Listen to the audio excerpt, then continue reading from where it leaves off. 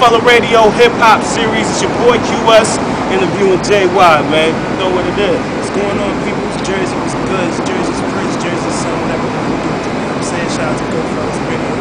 Love, respect, got me posting my shit from the very beginning. You know what I'm saying? It's Jersey love.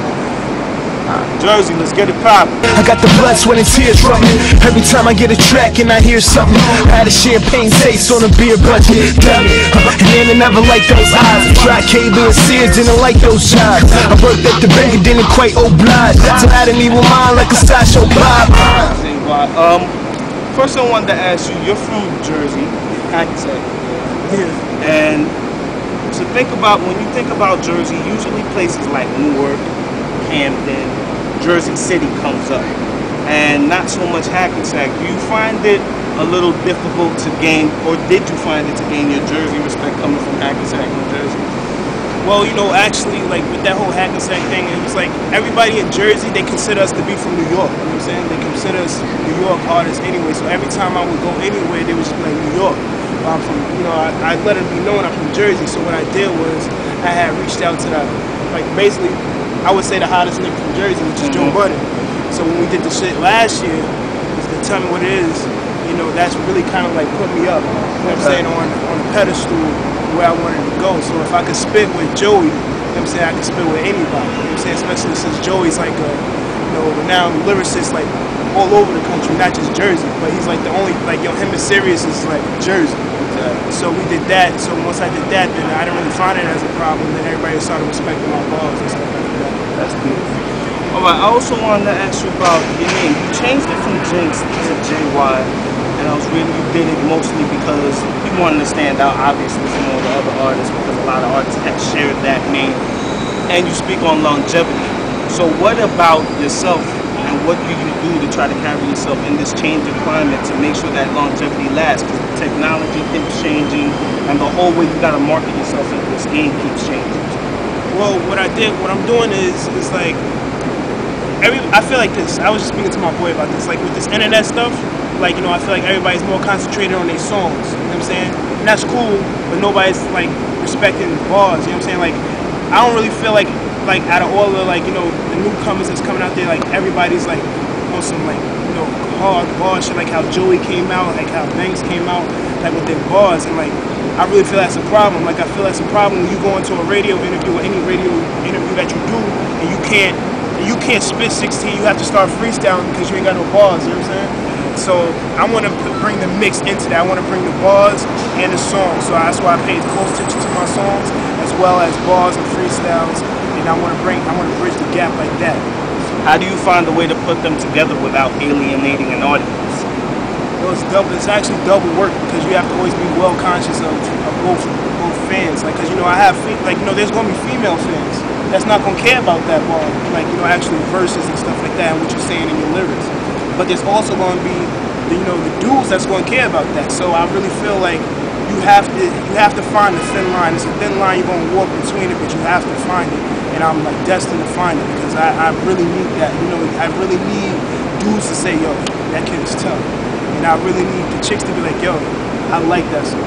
So you gotta find the balance, and once you find it, you can get to go. Okay. I want to ask you a little bit about your history.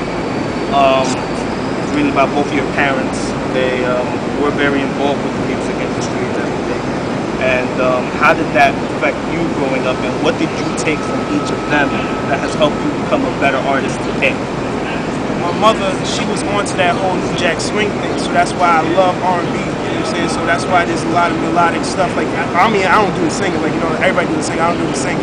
But, you know, I make sure there's R&B elements in my music. And my father was on the underground stuff. He was road managing Pete Rock and CL Smooth. So I had the underground type of stuff, like, you know, that's where the lyrics and stuff would come from.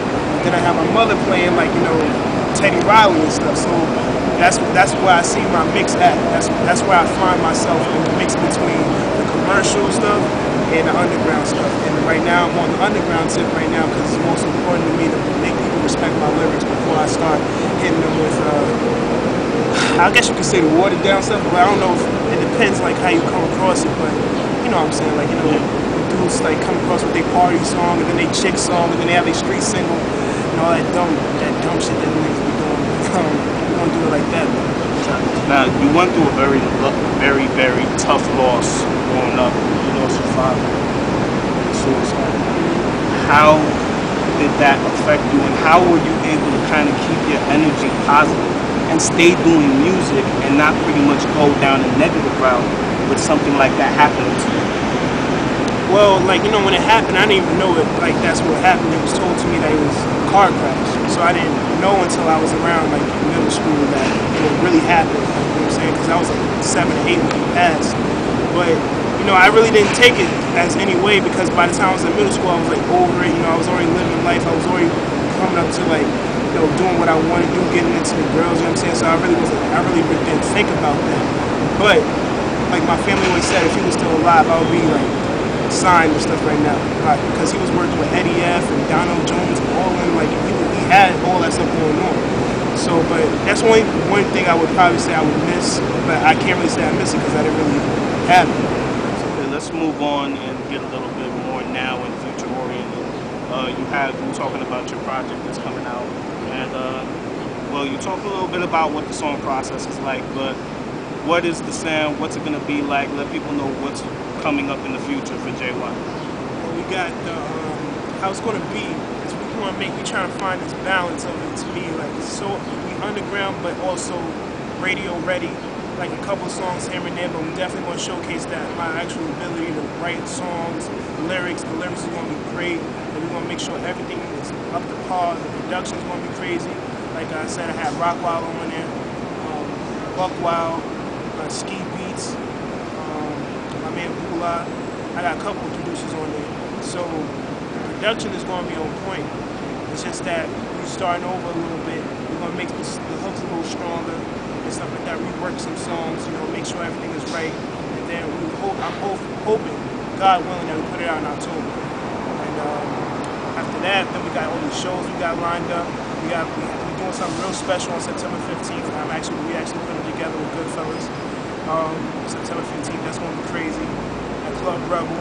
And then just that, like, you know, we're just going to keep moving like that. We're going to drop freestyles here and there to the internet, feed the internet and all that stuff like that, but shoot some more videos just to keep the buzz and the momentum going. You know what I'm saying? So when it comes out, we need the downloads to be crazy.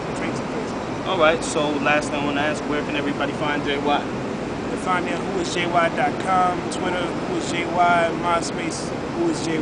Everything is whoisjy. You Google whoisjy, you will find out who JY is. There we go. Goodfella Radio, Hip Hop Series, QSJY, we out of here. Peace.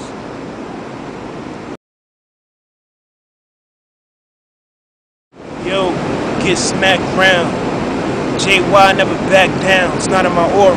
Before her, niggas shouldn't speak or get embarrassed by defeat. Type niggas, type the girl purse in the street, painted toenails on his pedicure feet. Not me, I'm on snap mode, going to trance soon as I hear a beat. You little geeks, swing, you act hard, then it's Mac car, get surrounded by a fleet. Stomp to the dome, head bounce around the street like Spalding. Dog, it's best you retreat, for you get retreated to the pain and the agony of defeat. See, I name it a catastrophe. You will lose your street rep so gradually to the point you'll never get sleep. Buried alive 6 feet, you can't achieve this feat. Stab wounds to your bitch physique like the widow of Eddie Munster's hairline's middle. I'm at my peak, I roll deep, I don't give a bleep. I've been ripping up beats since you reminded Kells of his Jeep. You sweet, me, I'm in the suite. 2 freaks in my deek and they all playing around in the sheets. Sheesh, you so goddamn dense to the point where you don't make no goddamn sense. Chicks can't get a goddamn cent. I don't care if you living in a goddamn tent. You mad you on a goddamn bench next to the water boy dressed in corduroys? They say that music too open, it's too much comp. What is you smoking? Only thing fucking with me is a new Trojan. Now I ain't even brag or boasting, I'm coasting. You a sitcom nigga, and I just make you sitcom nigga. You little mama lip gloss, lip balm nigga. Your whole career you get pissed on nigga. We can get it on, violence of the lyrics nigga. You picking anyone you get shitted on. You swooping at the guard nigga, homies you sipping on. You drop when the fist drawing, then I get my kicking on. I don't know who you think you picking on. I pop eyes, you in a box, you get your chicken on. It's a general, what you trying to get into. I floss, my shoe game's a different type dental. King of the ink, Zeus of the pencil. Tone name one with me, is they mental? Niggas a fuck what you been through. Just another rapping ass nigga on his minstrel. You against who? Not me though. Beat her like Mike. not Tito. 745, the color of hot Cheetos. You dumb in Def Jam, try and drop Neo. Your whole clique's bags and drags and rock Speedos. Wonder we can do it for real, I got people. Blacks, Dominicans, plus I got Guidos. That'll put a motherfucker 6 feet below. G. I got the blood, sweat, and tears from it. Every time I get a track and I hear something, I had a champagne taste on a beer budget. Damn it, and then I never like those eyes. Dry cable and Sears, didn't like those jobs. I worked at the bank and didn't quite oblige, so I didn't even mind like a sideshow Bob.